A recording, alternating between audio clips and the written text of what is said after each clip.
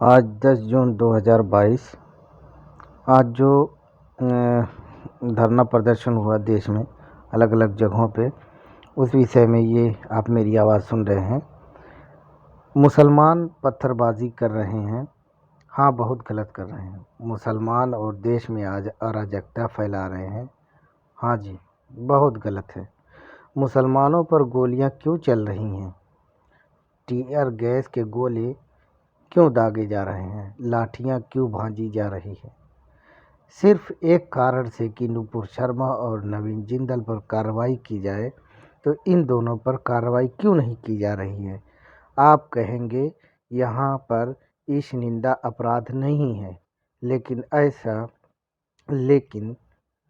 अपराध नहीं है, इसलिए कोई मामला नहीं बनता। फिर सवाल उठता है कि जब कोई मामला नहीं बनता तो इन्हें भाजपा ने अपनी पार्टी से क्यों निकाल दिया? चलिए ठीक है, भाजपा एक प्राइवेट पार्टी है, लेकिन संवैधानिक रूप से कार्रवाई नहीं की जा सकती। पर ऐसे कार्रवाई नहीं हो सकती। जब मोदी पर ट्वीट करने भर से जिग्नेश मेवानी की गिरफ्तारी हो सकती है, तो जिसके कारण पूरा देश जल रहा है, उस पर रासुका के तहत कार्रवाई क्यों नहीं?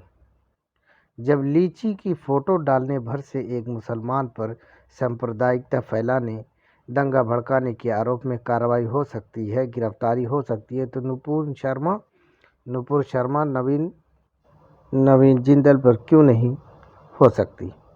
आप यह क्यों नहीं कहते इन दोनों पर कार्यवाही न करके सरकार खुद देश को आग में झोंक रही है? वह चाहती है ऐसा ही हो। अगर सरकार की मंशा साफ है, तो इसकी आलोचना का केंद्र मुसलमान क्यों है, सरकार क्यों नहीं है?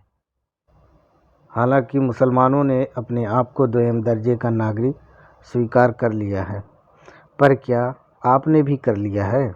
आप तो देश को धर्मनिरपेक्ष मानते हैं, आप तो लोकतंत्र के झंडा बरदार बनते हैं। फिर आप क्यों मुसलमानों के द्वारा धरना प्रदर्शन करने के उनके अधिकार को छीन लेना चाहते हैं? वैसे भी मुसलमान सच्चर कमेटी की रिपोर्ट और रिकमेंडेशन को लागू करने के लिए धरना प्रदर्शन नहीं करते। वे शिक्षा के अधिकारों के लिए धरना प्रदर्शन नहीं करते। स्वास्थ्य के अधिकार के लिए धरना प्रदर्शन नहीं करते। यहाँ तक कि वह जीवित रहने के अधिकार के लिए भी धरना प्रदर्शन नहीं करते हैं। हालांकि इसके बरक्स दूसरे समुदाय के लोग आरक्षण के लिए भी धरना प्रदर्शन करते हैं, आरक्षण के विरोध में भी धरना प्रदर्शन करते हैं, आरक्षण के प्रमोशन के लिए भी धरना प्रदर्शन करते हैं। छोटी लाइट, पानी, बिजली जैसी बुनियादी सुविधाओं के लिए भी धरना प्रदर्शन करते हैं। राजनीतिक पार्टियां तो बिना बात के भी प्रदर्शन करती हैं, मगर फिर भी मुसलमान किसी भी तरह की मांग लेकर प्रदर्शन नहीं करते, वो सड़कों पर नहीं निकलते। मुसलमान सिर्फ दो मुद्दों पर धरना प्रदर्शन करने निकला है।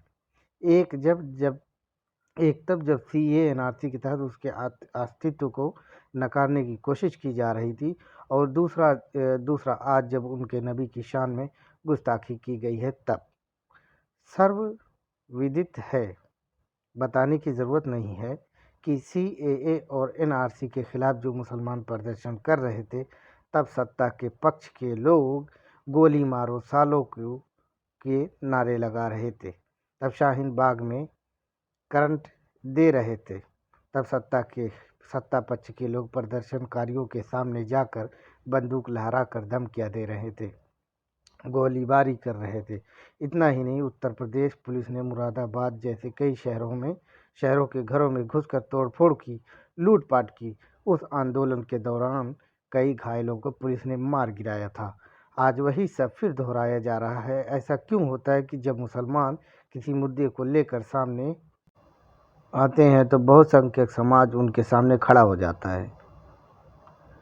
क्या देश की सरकार से मांग करने का हक मुसलमान को नहीं है? जब मुसलमान सरकार से लड़ाई करने या सरकार से मांग करने बाहर निकलता है, तो बहुसंख्यक समाज या तथाकथित फ्रिंज एलिमेंट मुसलमानों के सामने क्यों खड़े हो जाते हैं, और फिर उनके पीछे पुलिस क्यों खड़ी होती है? यह सब आप देख रहे हैं। एक पत्रकार की हैसियत से रिपोर्ट भी कर रहे हैं, फिर भी नसीहत मुसलमानों को कर रहे हैं।